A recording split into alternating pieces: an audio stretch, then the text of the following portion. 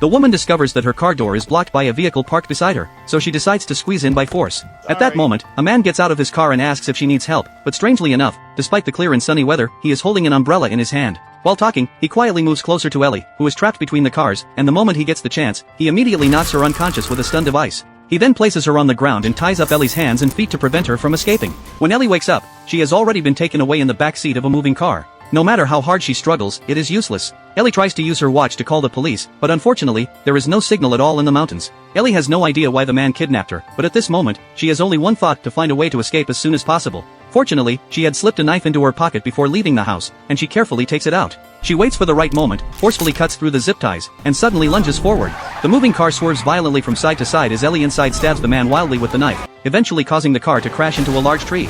However, this does not pose much of a threat to Richard, who immediately grabs Ellie by the hair. Ellie struggles fiercely and eventually manages to break free.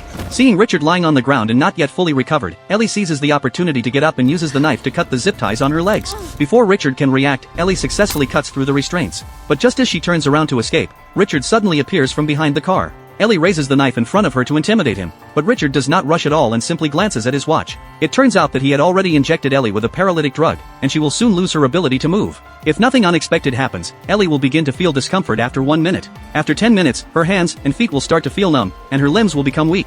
After 15 minutes, both of her legs will completely lose sensation. By the 20th minute, her breathing will become difficult, she will be unable to speak, and she will ultimately lose all ability to move. Hearing this, Ellie becomes even more terrified. Whether what Richard says is true or not no longer matters to her. Ellie's first instinct is to run, because this may be her only chance to survive. She can only sprint forward as fast as she can. However, the terrifying thing still happens. Before long, her fingers begin to go numb. As Richard, limping, slowly closes in behind her, Ellie forces herself to speed up again. But the time she has left is rapidly running out. If she wants to survive, she must escape the forest and contact the outside world for help within 20 minutes. Time passes second by second, and one of Ellie's legs has already lost all sensation. As Richard gets closer and closer, she has no choice but to hide beneath a hollowed-out tree to evade pursuit. But unexpectedly, something even more terrifying happens.